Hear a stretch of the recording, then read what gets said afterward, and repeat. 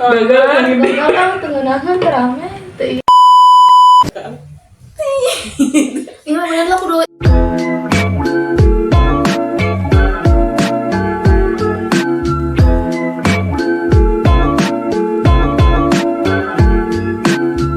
Assalamualaikum warahmatullahi wabarakatuh. Oke teman-teman, halo. Perkenalkan, saya salah satu mahasiswa internasional Women University Bandung. Nah, di sini saya akan memenuhi salah satu tugas, yaitu mata kuliah manajemen pemasaran. Nah, teman-teman, di sini saya tidak sendiri nih. Saya bersama kelompok saya itu ada 5 orang, satu kelompok 5 orang. Nah, teman-teman, sayangnya yang 2 itu berbasis online dikarenakan kita itu beda daerah. Oke, langsung saja kita panggil teman-teman saya nih yang satu daerah. Oke, silahkan masuk.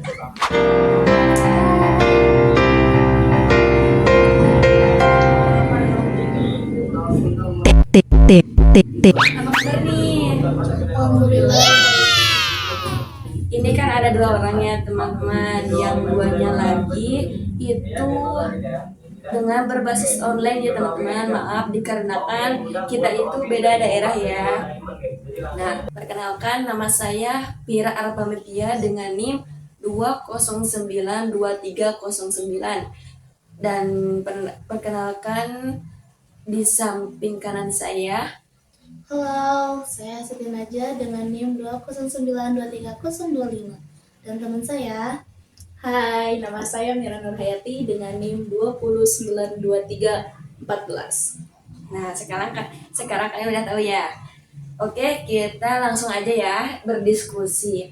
Nah, di sini kita akan mendiskusikan salah satu produk yang lagi viral nih, teman-teman. Apa sih produknya? Nah, kita ini akan membahas produk Benings. Benings Indonesia. Iya, Benings Indonesia. Apa sih? Kan ya, dalam kehidupan itu ya, mau produk, manusia, atau apapun pasti mempunyai kelebihan dan kekurangannya ya. Nah, apa sih Kak Mira kelebihan dan kekurangan dari produk Benings ini? Ya, jadi keunggulan dan kelemahan dari produk Benings Indonesia. Yang pertama kita akan membicarakan tentang keunggulan dari produk Benings Indonesia. Yang pertama yaitu diformulasikan oleh dokter ahli kecantikan. Jadi produk ini dirancang oleh dokter ahli kecantikan yang kompeten. Yang lagi viral itu yaitu Dokter Oki Pratama ya. Oh iya. Yang kedua yaitu standar produksi yang tinggi. Benings Skincare diproduksi di pabrik dengan standar CPKB. Apa itu CPKB? Cara pembuatan kosmetik yang baik. Yang ketiga yaitu bersertifikat BPOM dan halal MUI. Jadi produk ini telah lulus uji BPOM dan memiliki sertifikat halal. Yang keempat yaitu pemenang World's Best in Skincare, yaitu produk ini telah meraih penghargaan Best in Skincare pada tahun 2019. Yang kelima yaitu rekor penjualan. Jadi produk Benings Skincare Indonesia itu telah terjual lebih dari 2 juta paket skincare dalam 1 tahun loh. wow. Mendapatkan penghargaan rekor Muri sebagai produk skincare dokter penjualan terbanyak di Emerson. Itu adalah keunggulannya. Kemudian Keunggulannya ya. Nah, tadi bagus ya, dari 2019 loh. Kan 2019 itu baru sampai sekarang kemarin baru, lah, termasuknya iya, kemarin ya. termasuknya kemarin kan ya, 2019. Baru-baru. Kenapa sih langsung viral gitu, banyak peminat? Nah, tadi kelebihannya nih, sekarang apa sih kekurangannya gitu kan? Ya, jadi kelemahan dari produk Benings ini yaitu harga. Jadi produk Benings Skincare cenderung lebih mahal dibandingkan dengan beberapa merek skincare lainnya. Yang kedua yaitu reaksi kulit individu. Setiap orang memiliki jenis kulit yang berbeda-beda. Beberapa orang mungkin mengalami reaksi alergi atau iritasi terhadap salah satu bahan dalam produk ini. Yang ketiga yaitu hasil yang berbeda. Efektivitas produk skincare dapat bervariasi tergantung pada kondisi kulit. kebiasaan perawatan, dan faktor lainnya. Beberapa orang mungkin melihat hasil yang signifikan atau bagus, sementara yang lain mungkin tidak. Yang keempat yaitu ketergantungan. Penggunaan produk skincare tertentu dapat membuat kulit menjadi tergantung pada produk tersebut. Jadi jika kamu berhenti menggunakan produk ini, kulit mungkin akan mengalami perubahan. Kurang lebihnya seperti itu sih kelemahan dan kelebihan dari produk Benings Indonesia ini. Oke. Ya, kalau saran saya sih ya, ketika kita bukan hanya produk Benings ini ya, yang lainnya juga kalau ada produk skincare gitu ya, kecantikan, kosmetik, ketika ketergantungan, itu sih sebaik apalagi ya kalau ketika nggak cocok nih kita langsung apa sih ini produk ini jelek, jangan langsung gitu ya. Mungkin itu kesalahan dari diri kita. Karena kita itu nggak Tidak adanya konsultasi dokter biasanya. Oke. Lalu tidak ada konsultasi dokter, bisa jadi kita nggak lihat-lihat dulu dan kita nggak tahu apa sih yang dibutuhin wajah kita ketika produk yang dibeli kita itu, contohnya Benings ya. Ketika Benings nggak cocok nih, kelebihannya kan udah bagus nih. Nah, kenapa sih kita nggak menyesuaikan dengan kulit kita? Kalau kita nggak sesuai, mengapa menyalahi produknya gitu kan? Jadi kan kita harus tahu ya apa sih yang dibutuhkan wajah kita itu kan ya. Iya. Oke, selanjutnya saya akan tanya kepada Kakak Najah nih. Bagaimana peluang pasar produk Benings ini di Indonesia? Ya, yang pertama itu adalah pertumbuhan ekonomi. Seiringnya dengan pertumbuhan ekonomi, kesadaran masyarakat akan pentingnya perawatan kulit semakin meningkat. Yang kedua, peningkatan pendapatan per kapita. Semakin banyak orang yang memiliki pendapatan lebih tinggi, sehingga mereka sederhana lebih berinvestasi dalam produk perawatan kulit. Yang ketiga, kekayaan alam dan budaya. Indonesia memiliki kekayaan alam dan beragaman budaya yang menarik minat banyak pemain industri skincare. Yang keempat, sertifikasi BPOM dan halal. Produk Benings Skincare telah memiliki sertifikat BPOM dan halal dan memberikan kepercayaan kepada konsumen. Nah, begitu teman-teman. Oh iya. Jadi Ya sih peluang saat ini ya kan Indonesia sumber daya alamnya melimpah ya. Jadi Iya. kita harus manfaatkan ke dalam kecantikan, dalam sepeda motor kan. Jadi itu sangat peluang sekali gitu dengan sumber daya alam Indonesia yang melimpah. apalagi kan sekarang zaman modernnya, jadi kita itu lebih tahu nih, lebih tahu mana yang bagus untuk kulit kita. Salah satunya kan produk Benings gitu kan. Nah, oke, selanjutnya teman-teman kita akan bertanya kepada yang di sana nih. Saya bertanya nih, apa sih ancaman apa yang akan dihadapi terhadap produk ini? Perkenalkan, nama saya Aituti Syarifah dengan NIM 2092338. Di sini saya akan menjawab pertanyaan dari Kakak Pira. Oke?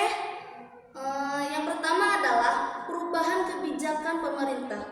Ancaman pertama yang sering dihadapi oleh banyak perusahaan adalah perubahan kebijakan pemerintah. Misalnya, adanya perubahan regulasi atau kebijakan ekonomi yang dapat berdampak negatif pada operasional perusahaan. Hal ini dapat mengubah dinamika pasar secara instan dan berdampak signifikan pada bisnis. Yang kedua, persaingan yang ketat.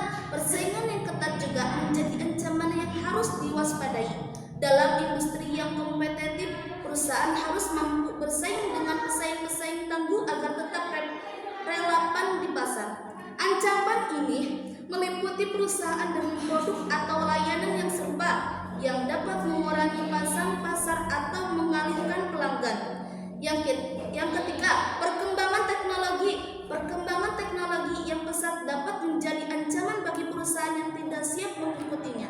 Contohnya adalah adanya teknologi baru atau inovasi yang membuat produk atau layanan yang Anda tawarkan menjadi usaha atau tidak relevan.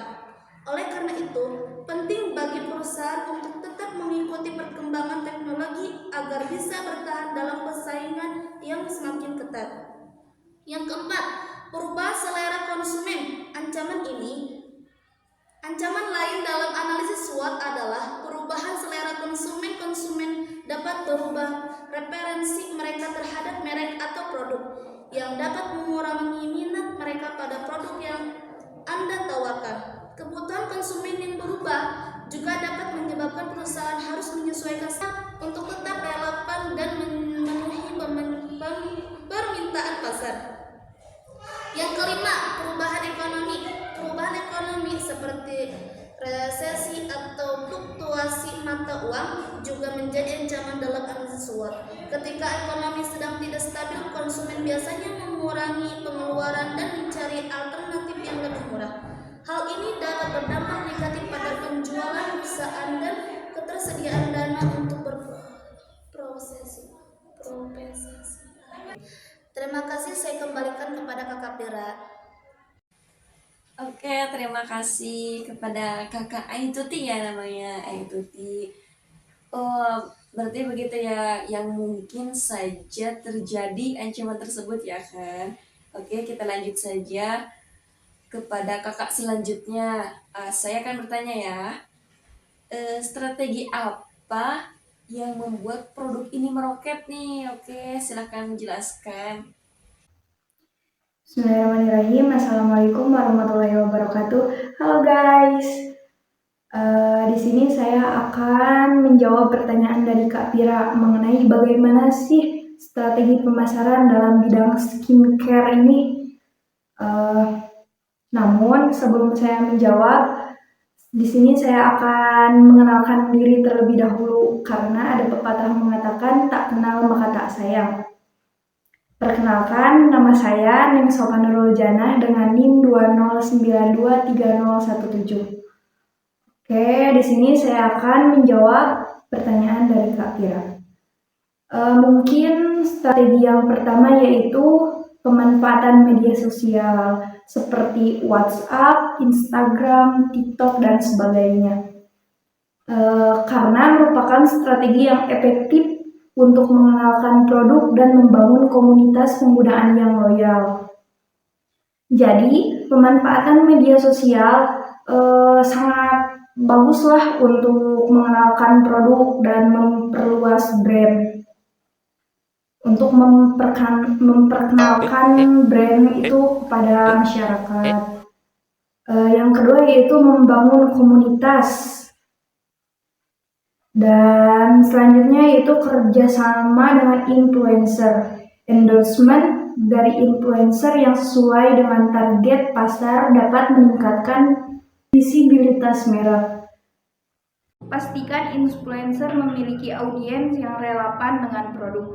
Dan yang selanjutnya yaitu personalisasi pengalaman pelanggan, yaitu fokus pada kebutuhan dan preferensi konsumen. Berikan pengalaman yang unik melalui layanan pelanggan yang ramah dan responsif.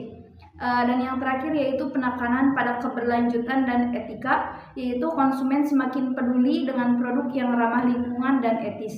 Mungkin sekian yang dapat saya sampaikan dan saya kembalikan kepada Kak Pira. Terima kasih kepada kakak Sopa yang telah menjelaskan. Oh, jadi teman-teman seperti itu ya strateginya. Pantas aja produk Benex itu meroket lebih cepat ya. Oke, ya teman-teman, selesai sudah diskusi kami kali ini. Terima kasih karena telah menonton video kami. Semoga bermanfaat bagi kita, umumnya bagi kalian semua, khususnya bagi kita. Amin ya Allah ya Rabbal Alamin. Oke teman-teman, assalamualaikum warahmatullahi wabarakatuh. Dadah.